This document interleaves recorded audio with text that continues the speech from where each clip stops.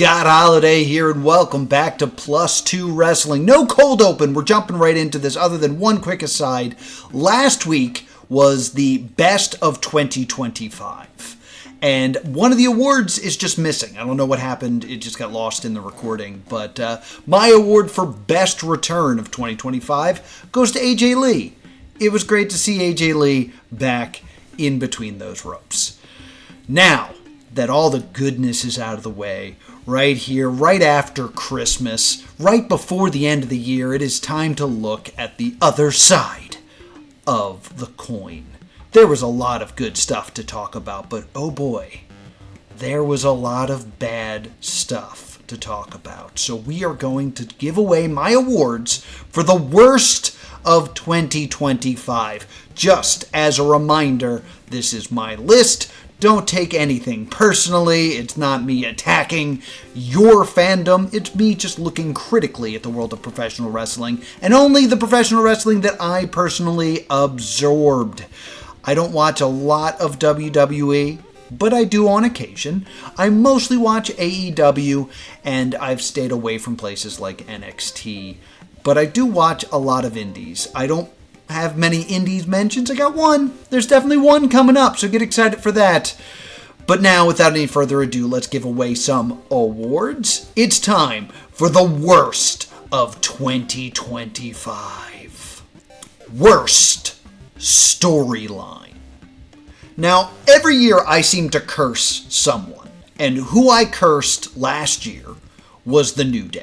I praised the New Day's turning on Big E segment so hard, and I even said in that video that I was worried to give the best promo to the New Day because we don't know how it's all going to turn out, but I can't imagine them screwing this up, and they just screwed it up.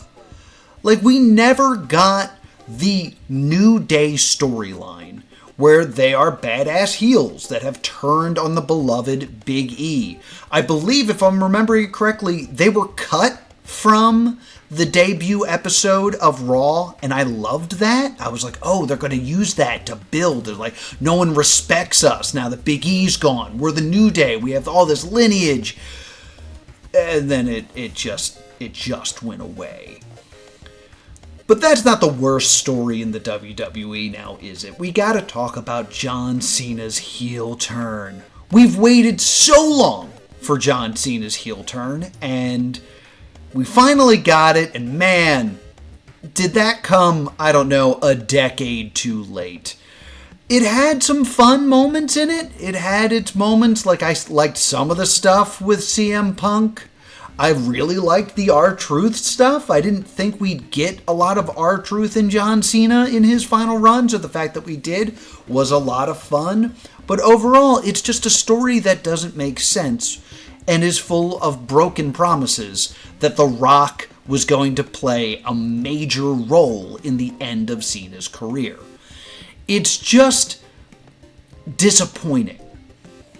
It's not, though, the worst storyline of the year. One storyline, in my opinion, stands head and shoulders above the rest as the worst storyline. And man, not only is it bad, it's been happening for like an entire year. And I don't think it's over. And that's the breakup of the Acclaimed. I think one of the reasons that it hurts me so much is I love the Acclaimed. Everybody loves the Acclaimed. I was a big fan of Anthony Bowens. I really wanted Bowens to really come out of this breakup looking strong and becoming a single star. I almost gave Bowens my underrated award for multiple years. And then Max Caster is so fun on the mic, and you could tell that you were just kind of scratching the surface with the things you could do with Max, because Max was so gifted on the mic, you could have him be a fantastic babyface or a despicable heel. We didn't get any of that, now did we? The Acclaim breaks up, and for months we get this Max Caster, the greatest wrestler alive, open challenge thing, where he just loses to random people. And the worst part about this is it was kind of over. Like, it was entertaining. There's an amazing promo where he loses and someone's trying to, like, interview him about it, and he's just running away on the boardwalk of Atlantic City. Like, yeah, I'm the best, just leave me alone. It's great. The thing is, they never had a plan for it. Like, obviously the next beat in that storyline is he gets a win finally. And what does that mean for the person he beat? What does that mean for Max, who actually started winning? Instead, it became this kind of weird thing where it was the spot to debut or re-debut people that you didn't have a plan for. Like, I like Scorpio Sky, and Scorpio Sky came and beat Max, and now I kind of forgot he was back. And the turning point of when I realized I was like, oh, they don't have a plan, was Dynasty. See, I was at Dynasty, and I was with my friend Max Zero, and Max asked me, who is going to be the surprise opponent for Max? It's probably Anthony Bowens, right? And I said, absolutely not. Anthony Bowens answering the open challenge is not a pre-show moment. That's a pay-per-view moment, because the Acclaimed are finally going to clash. You gotta save that for pay-per-view. And then it was Anthony Bowens on the pre-show. And that really set the tone for this whole story. It was always just secondary to everything else going on in AEW. And now they're getting back together. And of course, this is being put together by Jerry Lynn. I like Jerry Lynn, but what does he have to do with the Acclaimed? Like, I don't know why it's not Daddy Ass. Maybe there's a really good reason why Billy Gunn can't be there. But I don't understand why Jerry Lynn wants the Acclaimed back together. If Bowens doesn't want it in storyline and Max doesn't want it in storyline, what's the purpose of bringing them back together? Like, I honestly believe one of the issues with AEW is there's an old saying, the reason you start a tag team is so you can break them up. I think in AEW, their way of thinking about it is the reason you break up a tag team is so you can bring them back together. It's like, oh yeah, we gotta bring the Elite back together. Oh yeah, we gotta bring Jurassic Express back together. Oh yeah, we gotta bring the Acclaimed back together. But why? Like, we didn't even really see Bowens fail. Like, he didn't get enough of a push to say that he failed to have to go back to Max. None of this makes sense, and it's still not over. They're still not back together, so we're gonna have to ride this story into 2026. Easily the worst story in wrestling is Bowens and Max Caster. Worst return.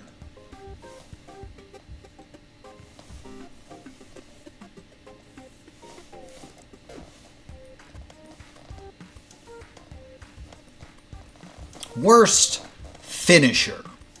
So when I originally gave out this award, I gave it to the Annihilator, because I felt like the Annihilator was a new finisher that had debuted that year that wasn't just a bad finisher, but also painted Nia in a bad light.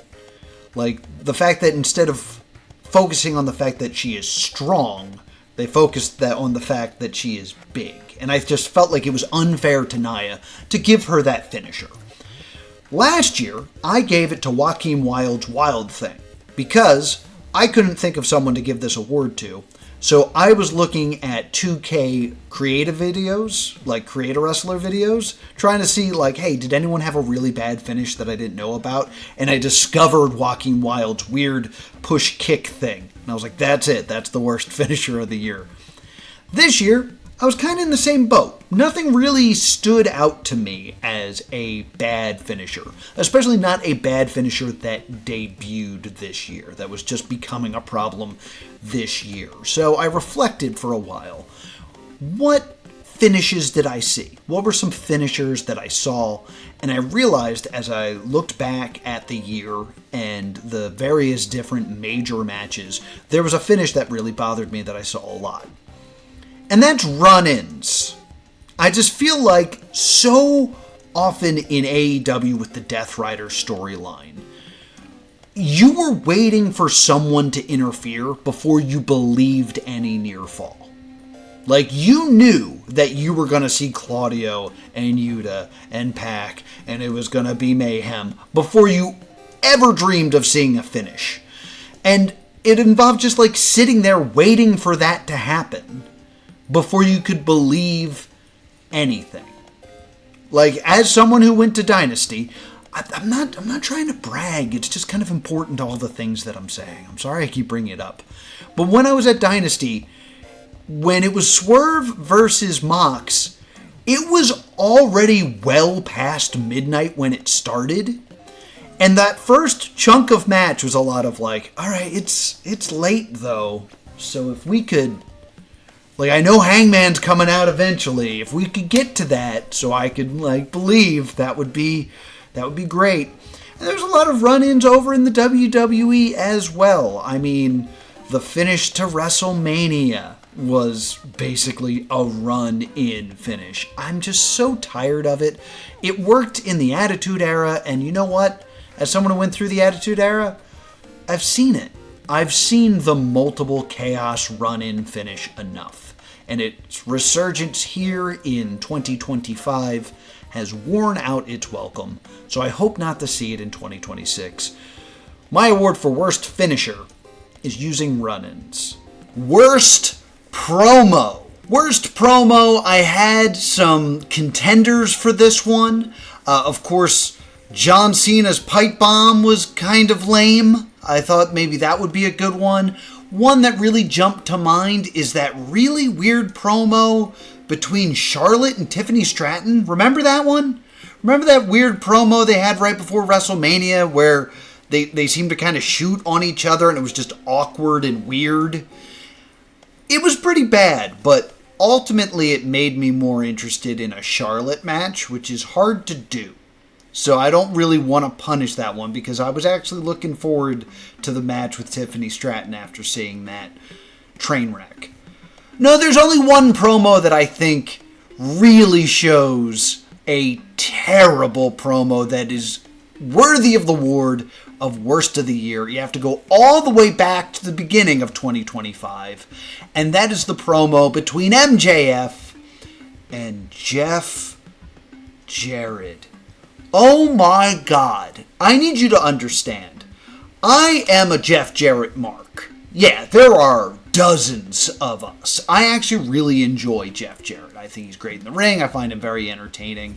And him doing this kind of last year run, a run where he was going to try to win gold one more time in AEW, where he had never held gold before. He'd be able to say he held gold in every major company if he was able to do it. And to watch him just faceplant in a promo with MJF hurt my soul. The big thing that really destroys it for me is MJF, of course the heel, coming out and talking about the old man that doesn't deserve to be in his ring. Babyface Jeff Jarrett then attacks MJF's fiancée. One, I like Alicia Tout. I've worked with Alicia Tout. She's a wonderful person. Don't insult her. But that's also such like an old school thing of just attacking someone's partner to get heat. Like, that's not something that's really respected today in the world of professional wrestling, especially not out of a babyface. Like, gone are the attitude errors of The Rock calling someone a hoe and getting a huge pop. And the fact that Jeff Jarrett did it didn't just make him look bad, it made him look old. It made him look like a relic of a time that had passed him by. This promo should be studied by every professional wrestler in what not to do when handed a microphone. This was so bad, along with a match with Claudio that didn't go very well, that the whole storyline was dropped. It was so bad it turned Jeff Jarrett into a pundit on the pre-show. That's how his last year ended. Like, if Jeff Jarrett is retiring, man, that's not That's not the way to do it. So my award for worst promo goes to MJF and Jeff Jarrett. Worst non-wrestler. Now, I've been doing these for a couple years, and I've been saying the same thing for this award every time.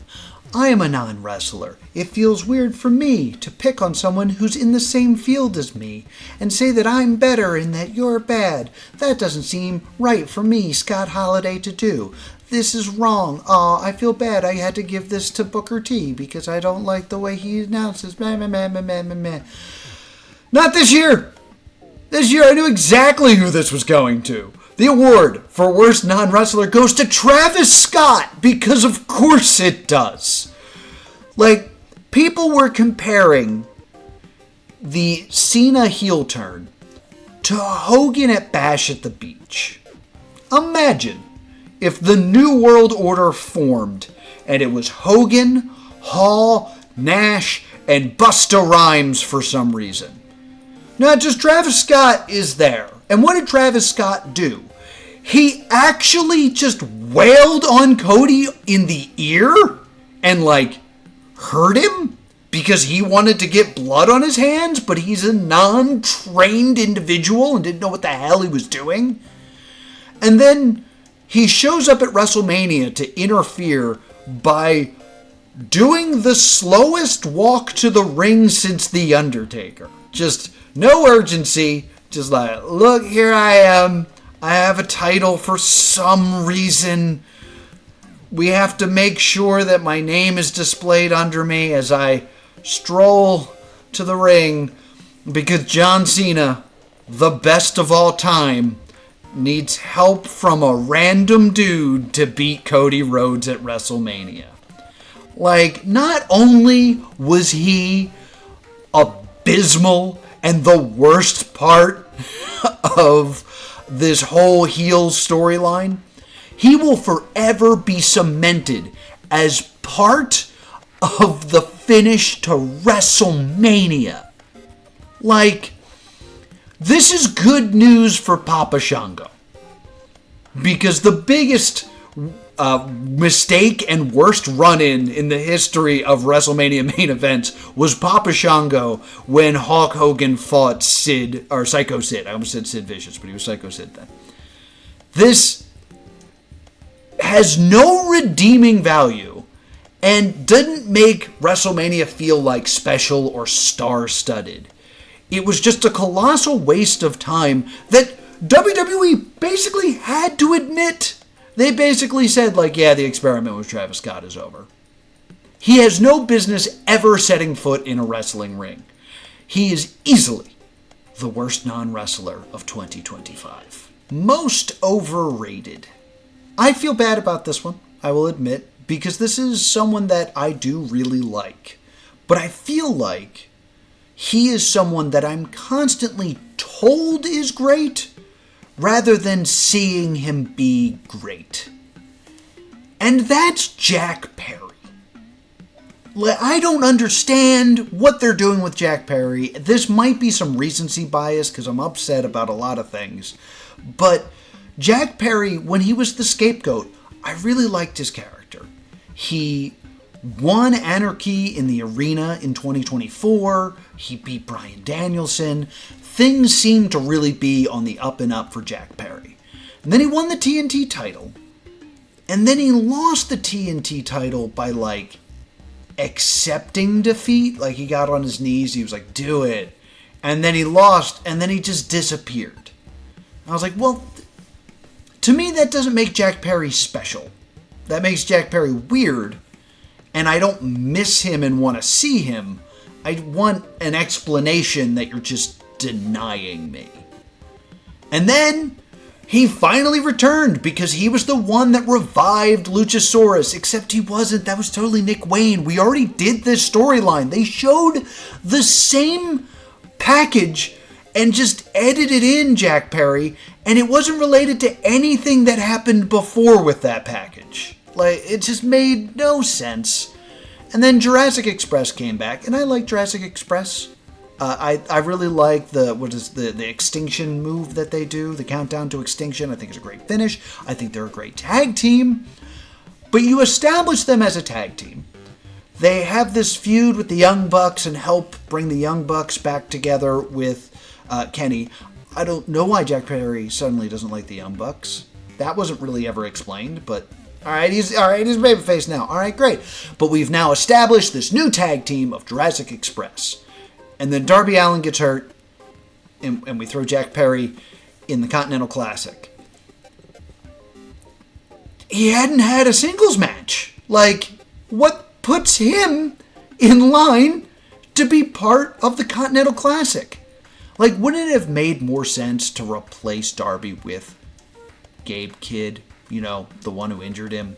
Or maybe someone from the Ops, having it pay off to have stuck with Joe and put like Shibata or Hook or Hobbs in there. And maybe you're thinking, oh, well, it should be a babyface. Well, then what was the reason not putting Bandito in this spot? What's the reason for not putting Eddie Kingston in this spot? Eddie Kingston won this tournament once and now is just not in it. What's the reasoning to not put Juice Robinson in this spot? Juice Robinson lost his spot last year due to an injury. Wouldn't it make sense to bring him back? Why not create a new star and put someone really unexpected in there if you're going to put someone non-deserving in there? This could have been a real fun spot for part of Top Flight if you want to do a tag team person. It'd be a great spot for like an Action Andretti or a Leo Rush. It would be a great spot for Anthony Bowens. That was his motivation for going to singles. But no, we're just told that Jack Perry is great and deserves to be in the Continental Classic without being shown any evidence of this. This is why I believe he is the most overrated wrestler of 2025. Please have a better 2026. I do like you. Most overutilized. Now, I think one name should jump to your head when I say most overutilized in 2025, and that's Chris Jericho. Chris Jericho infected our televisions this year. Like, it always felt like he was holding people back, and like instead of putting a spotlight on someone who deserved it, we had to have more of the Chris Jericho faction hour. And it was frustrating, and it was annoying, and it hurt the legacy of Chris Jericho, in my opinion. But that was in fact the gimmick. Like, the gimmick was that he was overutilized. The gimmick was that he wanted his TV time. That's what he was trying to do. So to give him this award feels like getting worked a little bit. Granted, this is a great reason to put him in like the worst storyline because it didn't pay off in the end. It very much just fizzled out and then he vanished. But I feel like saying someone's overutilized and that's the point really undermines the point of this award. So I am going to have to give this award for most overutilized to ads. Like, I had a problem with AEW when they did the stupid Texas Chainsaw Massacre match where it was just a tie-in for a movie, and for some reason we had to have a death match with Jeff Jarrett and Jeff Hardy getting involved. It was bad. It was bad. But now we have sponsored tables. We have sponsors on the Money in the Bank briefcase. Every single pay-per-view, or I'm sorry, premium live event is just a third ads. Like, the selling point of a pay-per-view back in the day was that it was ad-free. Was that it was longer than Raw, and there's not going to be commercial breaks. But now it's just a constant barrage of ads that slather the ring. Like, I am of a certain vintage of wrestling fan. And back during the wars between WCW and WWF, I always kind of had a bad taste in my mouth with WCW because they always had a sponsored canvas. Like, I thought it always looked weird that during the blood feud between WCW and NWO, that blood was being spread across the Snickers logo. That just felt weird to me. And now, the entire ring is just various ads. And yeah, I understand that you gotta make that money. I mean, I exist on YouTube. I know that you're not going to get anywhere without a sponsor. But this is too much. WWE, you're doing the best financially you've ever done. Stop making the product look cheap. Now it's time to plug in. I see the hypocrisy in this, so I'm going to roll through this as quickly as possible. January 17th at 7 p.m., join us for CZW Blacklight at Neshaminy Creek Brewing. We already had our first Blacklight event, and we're going to have another one January 17th, so be sure to join us at Neshaminy Creek Brewing. Also, January 24th at the Arlen Specter Squash Courts, it's Power Pro Lucha's Fist of the North Star. There you will see the Spectral Envoy in a Philly street fight against Gummy Burger. Plus, it is part 1 of the Trials of Calix as Big Calix takes on Bear Bronson. You're not going to want to miss this one, so be sure to check out Power Pro Lucha on January 24th. Jump cut because I forgot one. Thursday, January 8th, Cosplay Pro Wrestling invades MagFest. If you're going to MagFest, be sure to join Cosplay Pro Wrestling at the arena on Thursday, January 8th at 8 p.m. for CPW's Backstage Assault. Cosplay Pro Wrestling always brings the best. I will be there, so be sure that you are there if you're going to MagFest. Least anticipated return. This, again, seems to be something like I could point at Chris Jericho for. I think we're all a little bit worried about that, but I think actually people are kind of excited at the idea of him coming back to the WWE, perhaps showing up in the Royal Rumble. I'm sure the pop will be huge, so I can't really say Chris Jericho for this one. I think I have to go with the obvious to me answer and go with The Acclaimed, because The Acclaimed has not returned yet. They're just teasing it still. We haven't got there. Like, the only way I could see possibly saving this is they hate one another, right? Max and Anthony Bowens, they just can't seem to get along. But they have Jerry Lynn pushing them, like, get back together, get back together. If they both snap and kill Jerry Lynn and then look at each other like, hey, we have something in common. We find this legend that we murdered annoying. And then they ran off as a team of douchebags that are only in it for themselves. Yeah, that makes sense for a way for the Acclaim to come back. I just feel like what they're trying to do is be like, you like the Acclaim. The Acclaimed is going to come back and you're going to cheer them because the scissor. But it just doesn't make sense and I'm just not excited. I want to be. I love both of these guys. Use them correctly, please. Worst tag team. You know, I spent a lot of time looking at the WWE for this one.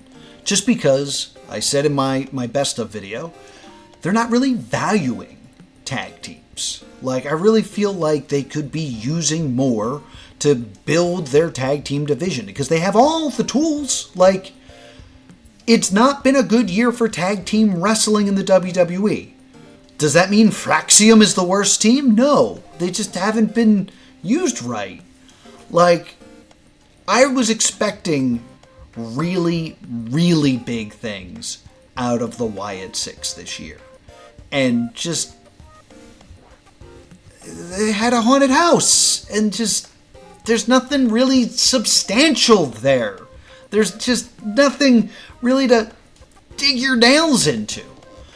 I think the same with the women's tag team titles. I think they've been used better than the men's at this point.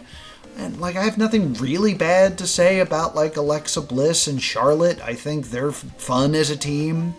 There's been some stuff with, like, Bailey and Lyra Valkyria. That's been fun. Like, it's all been just kind of there. There's nothing like bad. Like, just because the whole division's not being used right doesn't mean that I should punish one of those teams. And then I look at AEW, and I mean, FTR's great, and the Bang Bang Gang's great, and even Jurassic Express, they've had a great little run in 2025. So who's the worst tag team? I think I have to give this award away for what they did to Brian Keith and Big Bill. Yes, I'm finally giving an award to Chris Jericho, because they set up that the Bad Apple and the Redwood Tree were behind Chris Jericho, but they kind of exchanged glances like, he's not great for us, right? Maybe we should kill him? Maybe we should kill Chris Jericho. Like, he's talking bad about us right here, like we don't realize. Maybe we should kill him. He just walked away. I guess we're just going to struggle in the mid-card for now. Like, if you remember, I did a whole video on how AEW has a whole problem where they don't want to let anyone have a face turn. They don't want anyone to turn on their oppressive, legendary leader that's treating them wrong. They just never let it happen. And one of the big examples here is Big Bill and Brian Keith. They needed to establish themselves as something else other than being under the learning tree before Jericho left. And they didn't do that, so now they're just kind of there. So I'm going to give this award to Big Bill and Brian Keith, but really to the creative team of AEW. Worst event. You can call this recency biased if you really want to, but I hated Survivor Series. Granted, Dominic Mysterio versus John Cena, a lot of fun. Really did enjoy it. But I did a whole video about how they need to fix War Games, and that the easy solution to it was blood. And I feel like they watched that video and designed a match specifically to tick me off. Because what was War Games really? Like, what happened at War Games that affected what happened after War Games? It's just kind of a match that happened. And like I even said that one way that they could kind of add some stakes to this is the whole idea that if you leave the cage, it's a surrender. And I had to put a little star on screen and say, like, that might be an NXT rule. I haven't seen it in the Survivor Series rule. And it turns out it's not a rule, because Brock Lesnar just leaves the cage at one point, because why not? And then the finish of the match was a masked man climbing over the cage and interfering. So what's the point of the cage at this point? Like, if you can leave and it doesn't keep people out, why is the cage there? And I know what you're going to say. At Blood and Guts, they escape the cage and people break in all the time. But they escape the cage. They don't leave. And they break into the cage. They don't climb into the cage. So why is this even a cage match if the cage serves no real purpose other than letting Io Sky don a trash can and jump off again? I said that they were just going to repeat spots, and that's exactly what they did. And then Jey Uso just yeeting for a long time. I kind of think is fine. Like, I think you expected me to be upset about that.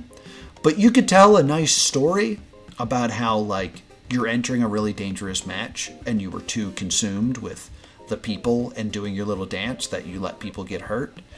But you have to actually tell that story.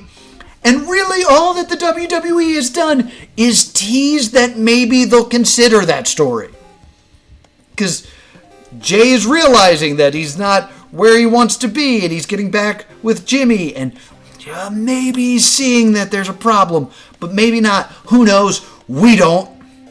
You gotta tell that story. And even if you do tell the story where Jey Uso yeeted to the ring, and that was a bad thing, you still forever hurt the credibility of War Games being a scary match. Like, we have watered down War Games beyond that of Hell in a Cell. Like, remember when Hell in a Cell was its own pay-per-view, and we just had Hell in a Cell matches because, and like Roman had one with like Rusev for like not a title and not that devious of a feud, so it was just kind of a thing. And then they brought it back with Punk and Drew. Punk and Drew had like a really good Hell in a Cell match that like recaptured that. War Games is literally there to sell a toy and convince parents they have to buy 2 rings for their action figures for their kid. I hated Survivor Series with a brutal passion that this was easily the easiest award to give out. The worst event was Survivor Series. Worst match. The finish to John Cena's last match was really good. Sorry, I have to go on a tirade for a moment. It's tirade time. So here's the thing about John Cena. John Cena never gives up. That's kind of his whole thing. But John Cena, his career was ending. So, in his final match, he tapped out to a sleeper hold. And people are very upset, saying that he should have passed out instead of tapping out. This way he can lose by submission and still have that like dignity of his character that he never gave up. I'm going to argue against this in 3 ways. 1, in the non-kayfabe way, in the behind the scenes, looking at wrestling as a business. You know why John Cena is the greatest of all time? Because he truly gave everything to the business. Like, John Cena, when he was at the top of the WWE, could have left way sooner to go to Hollywood. He really could have. But he didn't, because he loved wrestling. He gave everything to wrestling. And, you know, there's a lot of criticism about him winning too much and, you know, burying the Nexus and all that stuff. But he truly loved this business. And never tapping out. I know he tapped out on Velocity, but like we're talking about like the agreed upon canon of wrestling. He had never tapped out. And him tapping out in his last match is the last thing he could give the business. Like, saying that he shouldn't have tapped out is like saying that The Undertaker should have never lost the streak. Yeah, it would have been nice. It would have been a nice thing of legend. But if he never did it, we would spend forever discussing the fact that he never tapped out. And you know what? Maybe he should have, to like Bryan, to put Bryan over. You know, maybe he should have done it. Maybe he should. And then it's just been an argument. No, we have an answer. It's he gave the last thing he had to give to the business. And finally gave up. The other way that I want to talk about it is from a kayfabe point of view. And I think it is a beautiful story of the best of all time. Someone carrying that mantle around with him. Finding himself in that hold. Doing everything he can to fight out of it. And just ending up back into it. There's nothing left that he could do. And then that smile, I saw it as like a gunslinger. You know, the fastest gun in the West. Or a samurai who had spent his entire life learning the blade. And wanting someone to take that mantle from him of being the best. But loving the craft of sword fighting, of gunslinging, of professional wrestling so much that you can't give it away. Like, you can be so tired and so worn down by holding that mantle that you want someone to take it from you. but they still have to take it from you. And in that moment, John Cena knew he was bested. He knew that he wasn't going to escape. And yeah, he could have passed out, but he knew. He had nothing left to prove. Gunther was better than him. He should let him have it. And yeah, they could have done a better job telling that story. Like Super Eye Patch Wolf touched on it in a video, and I completely agree. If the story of John Cena's last year had been, I am old now, and I don't think I can carry this title the way that I used to, so I have to resort to cheating, because my body doesn't allow me to be the best that I used to be. Super Cena's kryptonite was time.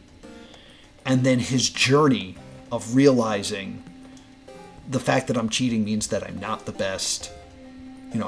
I've become too obsessed with being the best that I've lost sight of who I am. And then his last act being, I accept that I'm not the best anymore. That would have been better. They screwed that up. I agree. This moment could have been much more impactful and cause less arguments if they did it correctly. But I still think this is the right call, that he should have given it away and tapped out. And third, if he passed out, they would have to do this whole thing where they have to wake him up so he can watch the video at the end. And I liked all the stuff at the end with the video and everybody coming out. He shouldn't have to, sell and stir from unconsciousness so that they can do that part. So logistically, it's better that he tapped out. So there. I liked John Cena's last match a lot. That being said, the worst match of the year is John Cena versus Cody Rhodes at WrestleMania. Man, do I have problems with this match. And I know a lot of people say, well, it was bad on purpose, The whole thing is he's taking wrestling from us, and, they made it bad on purpose. And I think there's merit in that. Like, I remember in an interview when Bradshaw became JBL, when he became a main event player at the later part of his career, he actually slowed his wrestling style down, gave more of a boring performance to draw that heat. That does make sense. This is not how you do it. What drove me nuts about this match is John Cena hits the 5 moves of doom slowly against Cody Rhodes. And that's his idea of I'm slowing it down. I'm not giving you what you want. It's not as much, razzmatazz involved. But all that's really doing is showing that when I hit Cody Rhodes with a shoulder tackle, unlike the thousands of people that I've done this to, he's not strong enough to pop up right away. And I have time to kind of slowly get up and saunter around before hitting another shoulder tackle that he can't get up from. That's not what we meant by slowing down your style. That doesn't do anything but make Cody look weaker than everyone he's ever wrestled. And then, of course, the Travis Scott stuff was bad. The finish was bad. There's no hope. If you're going to have a dark ending like this, having that glimmer of hope of wanting to see, someone else take on John at the end, on the next episode of Raw or SmackDown, that would have been something. But this is just bad, and apparently it was bad for bad sake. And bad in a way that 2 veterans like Cody and John should have been able to see. So just because of the course of mistakes made and the fact that it was the main event of WrestleMania, I'm giving my worst match to Cena and Cody. Worst wrestler. Bit of business before I really give away my award here. You see, last year I gave this to Pat McAfee because Pat McAfee, out of nowhere, after having an appearance at War Games in NXT and wrestling at WrestleMania, became a coward and threw away his opportunity at the Royal Rumble, which I think was a waste of a spot. So I gave it to Pat McAfee. But I said that I could have given this to Chris Jericho, but I didn't know how the learning tree was going to pan out. And if the learning tree at the end created and put over some new stars, I couldn't be mad at him. But if it didn't, I was going to retroactively give this award to Chris Jericho. And I will say, I think Chris Jericho did some really good stuff for Bandito. Bandito beat him at Dynasty. He got to keep his mask. It put a nice spotlight on the ROH title. Overall, good thing. But the fact that he didn't end up helping Big Bill and Brian Keith is inexcusable. So, my worst wrestler 2025, Chris Jericho. It's inexcusable. He's a legend. He should know exactly what that did to those people who helped lift him up as the learning tree. That he didn't let them get their heat back in any way is just very frustrating. So, that being said, I like to cop out on these often. You know, I once tried to give it to myself. I gave it to Vince McMahon 2 years ago, and last year I gave it to Pat McAfee, so I didn't have to give it to Chris Jericho. This could be seen as a bit of a cop-out, but I don't think anyone can tell me that this man had a good year this year. And that's Butterbean. Yes, here's your Indie Award at WrestleCon 2025. We saw Butterbean, you know, who knocked out Bart Gunn in the Brawl for All. Yeah, he returned to the world of wrestling to take on none other than Minoru Suzuki. I was expecting at least something watchable, but Butterbean can't move. He's never really been a wrestler. He's a boxer. For some reason, he thought he could carry a match with Murder Grandpa, and it was just abysmal. I could have made it my worst match, but I think this is all Butterbean's fault. And I say that because earlier that day, Minoru Suzuki had a match with Yoshihiko. You know, the love doll. And it was awesome. Like, it was legitimately one of my favorite matches of WrestleMania weekend was Suzuki versus Yoshihiko. Because Yoshihiko could work unlike Butterbean. Butterbean is worse at wrestling than an inanimate object. That really has to earn you Worst Wrestler of the Year. Worst Promotion. I'm going to do something that I've never done in my award lists. Not for the best, not for the worst. This has never happened. I have never had to give an award back to back. Once again, the worst promotion's ROH. What is ROH? Like, I think they're trying to kind of make it AEW's NXT, where like they have the new stars get built up and then eventually they'll graduate to AEW. But that's never happened. And they try to showcase ROH on AEW television. They're like, look, here's Bandito. He's the ROH champion. Look, here's Chris Jericho. He's the ROH champion. Oh, so can I see them on ROH? Not really. Maybe if it's a really important event, maybe. But no, for the most part, it's just people from AEW that we got nothing for, so we've stuck them down here. So, you know, here's the Dark Order. They're down here. And the Von Erichs. And Shane Taylor Promotions.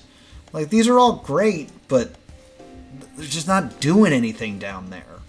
Like, Danhausen's back for a night.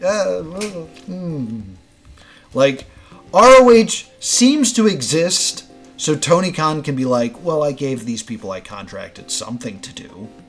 There's never a really good reason to watch it.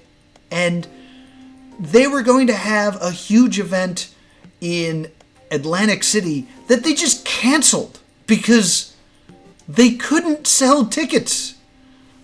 That's not a good look. So, in back-to-back years, ROH is my worst promotion of the year. But that is just my list. Sorry for all the tirades this episode, but hey, I have a lot of opinions.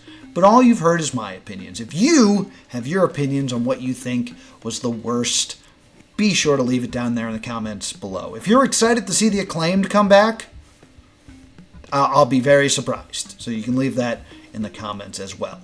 Also appearing on screen right now are last year's and the previous year's award. Be sure to check those out. I'll be upset about older wrestling. You can enjoy that right now. And be sure to subscribe right here to Plus 2 Wrestling so you get a notification next time I upload a video. And I hope you have a great day.